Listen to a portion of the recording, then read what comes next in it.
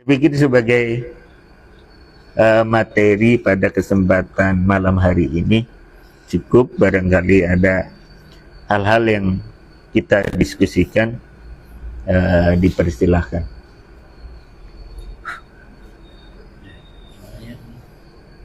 Kalau terkait dengan ini,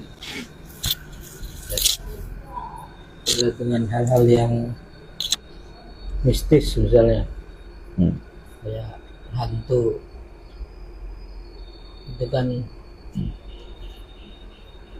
dari kabar-kabar ataupun pembicaraan orang kan ada pernah melihat ini, pernah melihat itu, dan seterusnya. Memang ada yang tidak bisa dipercaya gitu kan. Yang paling mudah atau yang paling tidak bisa dipercaya itu kan teman-teman kecil kita gitu. Teman-teman waktu kecil kita kan kayaknya omongannya hanya omongan untuk mencari perhatian saja kan ya. Tapi kalau misalnya dikisahkan oleh beberapa ustadz gitu kan, oleh orang-orang yang gitu ya. Iya, nggak tahu itu kesininya katanya agak gimana gitu. Katanya sih agak ada settingan gitu, yang itu. Kalau nggak salah Ustadz Irfan Abu Nafid juga pernah menyatakan mendengar suara apa ya, suara kuntilanak lah gitu. Kemudian di beberapa ya memang beliau itu kan mencari tempat-tempat yang katanya, malah saya cari yang rumah-rumah yang kata orang angker itu katanya. Katanya biasanya bisa dibeli dengan harga murah. Kemudian dilakukan ruqyah di rumahnya sehingga nanti bisa digunakan untuk katakanlah pengajian ataupun untuk panti asuhan dan seterusnya. Dan di sebuah ceritanya itu ya pernah mendengar itu. Terus satu laginya itu dari si Tufail Al-Ghifari itu ya, si nggak tahu itu apa harganya. Jadi ketika anaknya itu masuk ke dalam kamar tertentu di rumahnya itu selalu nangis terus gitu. Masuk ke kamar itu nangis, ke yang lainnya enggak. Terus dia melakukan adegan buka baju gitu. Bajunya dibuka, kemudian ditantang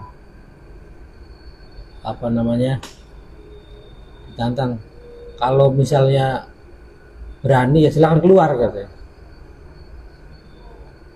Setelah kejadian itu tidak nangis-nangis lagi anaknya. Nah, apakah kaitannya dengan kadar ya? Apakah itu memang manusia itu punya kadar seperti itu? Kemudian posisinya dalam mafahim kita itu seperti apa gitu, diposisikan di mana gitu. Barangkali itu. Terima kasih. Baik ya. Sekali lagi, perbedaan kita dengan makhluk yang lainnya, yang tertinggi itu tidak adalah akal. Allah memberikan akal kepada kita, di samping perasaan dorois, maka yang harus kita lakukan adalah menggunakan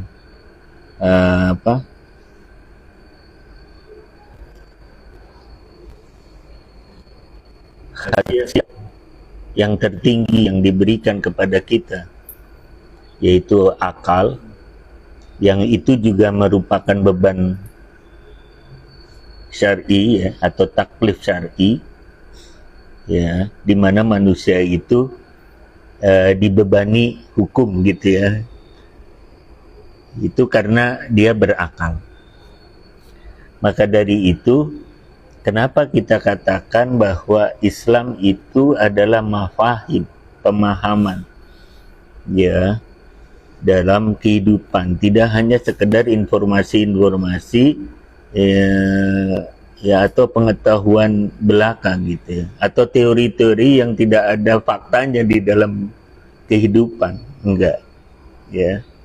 Maka dari itu kita harus memilah gitu ya. Untuk kasus yang seperti ini, Allah telah memberikan ketentuan bahwa ketika kita berpikir tentang sesuatu yang gaib, itu harus disandarkan kepada sumber yang bisa kita indra dengan baik, ya, yaitu Al-Quran dan juga, ya, hadis mutawatir, ya. Ketika Al-Quran menjelaskan bahwa keberadaan misalnya benda-benda itu, bahwa di dalamnya ada jin, ya, ada setan, ya, yang menggoda manusia, itu ya harus kita percayai. Tapi bentuknya seperti apa, itu harus kita bukti bahwa bentuk-bentuk kayak misalnya, ya maaf kalau di Indonesia kan ada kuntilanak tuh, ada genderuwo, ada. Saya tidak menafikan keberadaannya ya, maksudnya keberadaan setannya. Ya, setan itu ada dan menggoda manusia gitu ya. Termasuk juga tadi memberikan jalan, memberikan sarana gitu ya, memberikan harapan-harapan gitu ya. Atau ya tadi bisa memberikan kekayaan gitu ya. Padahal nggak tahu datangnya dari mana kekayaan-kekayaan gitu. Ya, untuk hal-hal yang gaib itu tadi, seperti setan aja, kenapa setan kita, setan Indonesia itu berbeda dengan setannya orang-orang Eropa? Iya, orang Eropa beda juga dengan setannya orang Cina, vampir yang pakai ini, yang Jepang, atau Jepang nggak tahu tuh punya setan nggak ya, karena dia lebih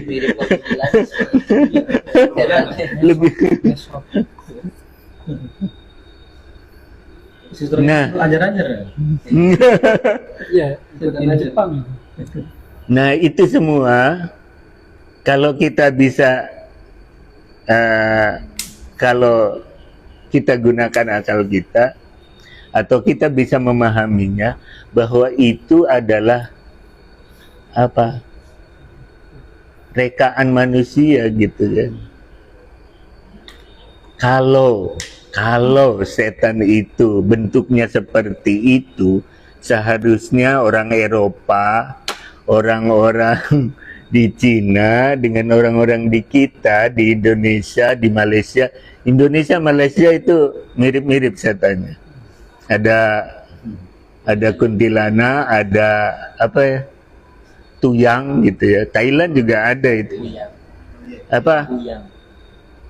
Yang dase, yang iya dengan jeroan itu ada di Thailand, di kepercayaan orang Thailand ada.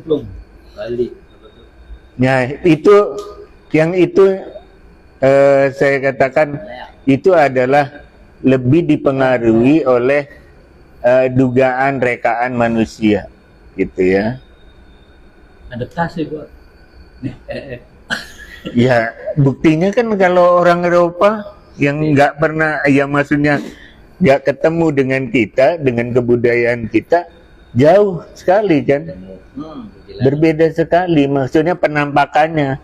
Maka dari itu, untuk penampakan saya tidak bisa, ya maksudnya itu tidak bisa kita katakan sebagai mafhum, sebagai suatu pemahaman.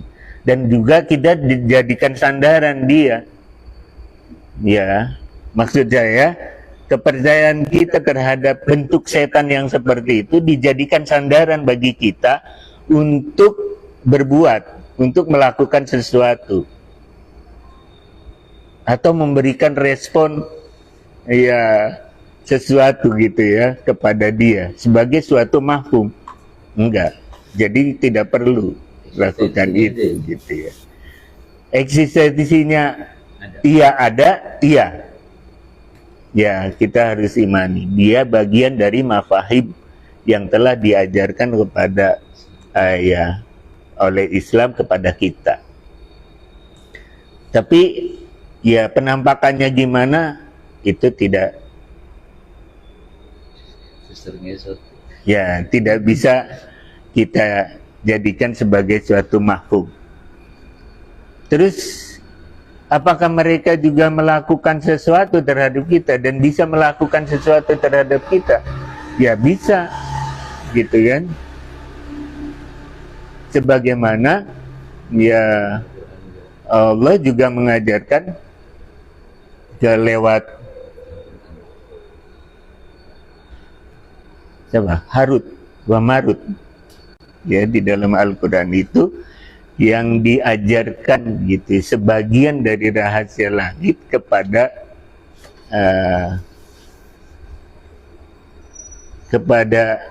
jin dan setan itu kan berkaitan dengan ya beberapa ilmu yang gaib gitu ya, hal yang gaib.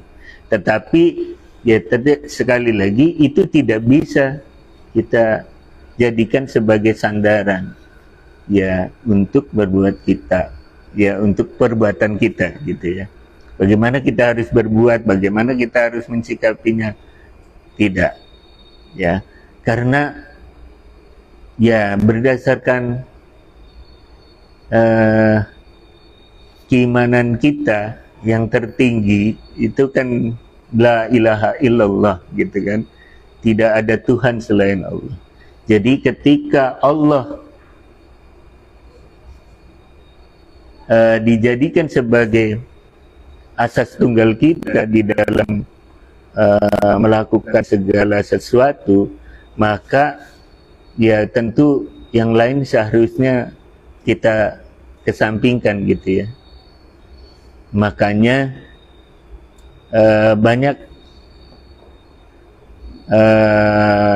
orang-orang yang melakukan aktivitas seperti itu selalu mengatakan bahwa saya memintanya kepada Allah gitu ya. Saya memintanya kepada Allah untuk dijauhkan dari itu gitu ya. Dan kita pun bisa, kita sebagai orang awam pun bisa, cukup dengan iman kepada Allah bahwa segala sesuatu yang menimpa kita itu akan terjadi kepada kita kalau memang Allah meridhoinya atau Allah memang mau menimpakan hal itu kepada kita. Maksud saya begini, ada orang yang mengatakan bahwa kita dibuat celaka oleh disantet lah gitu atau di apa lah gitu sehingga kita jadi sakit. Kita tidak akan pernah sakit kalau Allah belum pernah mengizinkan kita sakit. Yakin nggak gitu? Jadi maksud saya cukuplah keimanan kita itu sebagai sesuatu yang kita sandari satu-satunya gitu ya. Dan kita jadikan landasan pemahaman ya. Allah tidak akan mencelaki kita gitu ya. Kalau memang Allah tidak berkehendak untuk itu, dan Allah tidak akan juga memberikan kita kesehatan gitu ya, atau memberikan kita sesuatu keberhasilan atau yang lainnya ya kalau memang Allah belum berkehendak untuk itu. Jadi balik lagi ke tadi berkaitan dengan setan tadi, ya aktivitasnya mau bagaimanapun, ya cukup menurut saya minta kepada Allah, berdoa kepada Allah ya agar kita dijauhkan dari hal-hal yang semacam itu. Cukup. Wis kalah setan mah. Setan kan diciptakan oleh Allah. Lalu kita memintanya langsung kepada Allah. Lebih hebat kita kan gitu ya. Lebih hebat Allah daripada setan-setan itu, daripada jin-jin itu gitu loh. Walaupun ya ada yang mengatakan lewat perantaraan dengan apa namanya, diruqyah gitu. Itu kan menggunakan, ya saya pribadi itu lebih ya langsung saja sih meminta kepada Allah dengan berdoa kepada Allah, sholat malam lah gitu ya, minta kepada Allah, taqarrub ila Allah yang lain. Sholat malam itu kan salah satu bentuk taqarrub. Supaya doa kita diterima kan kita harus mendekat dulu kepada Allah sehingga doanya bisa terkabul gitu kan. Jadi ya sholat malam itu adalah bagian dari taqarrub. Kemudian berzikir juga bagian dari taqarrub ila Allah. Jadi ya sebaiknya sebelum kita berdoa kita taqarrub dulu kepada Allah dengan berzikir banyak-banyak gitu ya. Lalu kemudian baru kita berdoa gitu ya. Mendekatkan diri dulu kepada Allah. Ya. Ada lagi ketentuan tentang syafaat dan syafaat itu sebagai suatu perantara juga kan. Ya. Kita agar bersolawat kepada Nabi itu adalah ya dianjurkan. Ya. Itu adalah bagian dari taqarrub ila Allah. Jadi ya kita bersolawat banyak-banyak sebelum kita berdoa itu adalah baik. Itu adalah sesuatu yang dianjurkan. Begitu aja gitu ya. Maksud saya apa yang mereka lakukan yang itu mempengaruhi gitu ya, mempengaruhi perbuatan-perbuatan kita dan tindakan-tindakan kita, itulah yang seharusnya kita ingat untuk selalu mensandarkan diri kepada pemahaman-pemahaman Islam gitu ya, pemahaman-pemahaman yang diajarkan oleh Islam kepada kita ya, lewat Al-Quran maupun As-Sunnah. Jadi balik lagi ke situ, jadi berkaitan dengan kepercayaan-kepercayaan seperti itu kepada hal yang gaib dan bentuknya seperti itu, saya lebih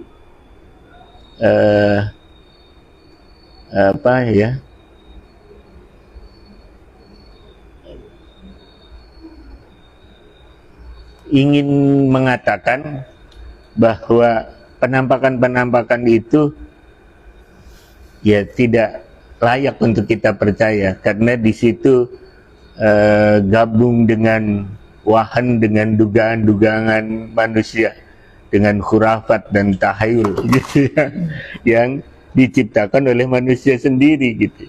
Salah satu buktinya yaitu tadi, setannya Eropa beda dengan setannya Cina, beda setannya Indonesia gitu loh. Kalau setan itu penampakannya adalah bagian dari sesuatu yang yang memang betul-betul seperti itu, seharusnya ya setan itu sama gitu kan penampakannya gitu ya. Itu karena memang menurut saya itu adalah dugaan dari manusia. Apa maksudnya? Manusia menggambarkannya dengan sosok-sosok yang seperti itu. Jadi daya hayal orang Indonesia itu lebih banyak ya daripada orang Eropa. Orang Eropa setannya satu.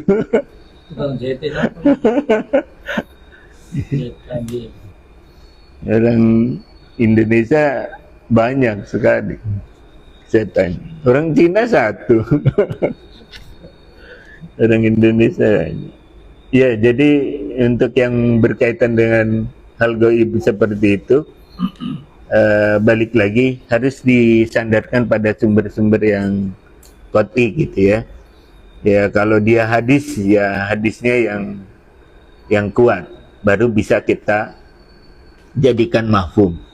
Tapi kalau misalnya ya tidak ada sumbernya, atau sumbernya itu tadi dari obrolan-obrolan orang, dari katanya-katanya, ya cukup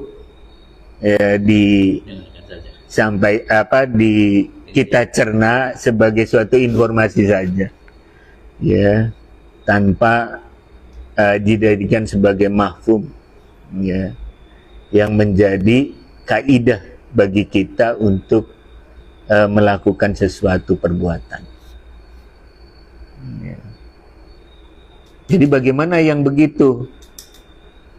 Ya sebaiknya sih dihindari dan minta aja kepada Allah. Misalnya ya tadi, terus untuk apa juga sih mempelajari itu? Bahkan Mama Istikhori, salah satu ulama terkenal di Bogor, itu menyatakan ketika kita mempelajari tentang jin gitu ya, agar jin itu tunduk kepada kita gitu ya, beliau mengatakan itu keimanan kita itu di ujung tanduk. Dia menggambarkannya begitu, keimanan kita itu di ujung tanduk. Ketika kita berhasil atau mampu menguasai ilmu tentang bagaimana menundukkan jin, ya, itu kata dia nggak usahlah mempelajari itu, karena ketika kita sudah sampai di dalamnya, keimanan kita itu di ujung tanduk. Jadi mudah tergelincir. Manusia tuh gampang jatuhnya gitu ya. Ya setiap di dalam kehidupan itu kan ada naik turunnya, dan ketika kita bermasalah, khawatir lupa gitu ya. Lupanya langsung minta ke jin gitu ya. Tidak lewat Allah gitu. Memintanya itu tidak lewat Allah, tapi lewat jin langsung gitu ya. Karena dia merasa berat, merasa terdesak di dalam hidupnya, sehingga ya mungkin seperti itu. Ya, nggak tahu, beliau tidak menjelaskan sih. Cuma saya memahaminya iya sih, manusia kan gampang gitu ya. Banyak ujiannya, dan apalagi ketika ya diberi kesusahan, sementara dia memiliki kemampuan untuk mengendalikan jin gitu ya. Mendatangkan jin gitu. Iya, kiai-kiai itu katanya bisa benar mendatangkan jin gitu ya, untuk menjaga muktamar atau apa ini gitu. Oh, hujan. Iya, apalah pokoknya. Tapi itu semua kan apalah artinya gitu kan, bagi keimanan kita, bagi kehidupan keislaman kita. Sebab itu saya pikir tidak berpengaruh terhadap amal ibadah kita kan gitu ya. Amaliah-amaliah kita yang seharusnya kita jalani di dalam kehidupan ini gitu ya.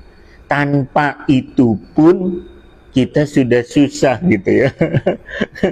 Tanpa memikirkan itu pun kita udah susah. Jadi mikirkan aja yang real saja, yang faktual saja, yang nyata gitu ya.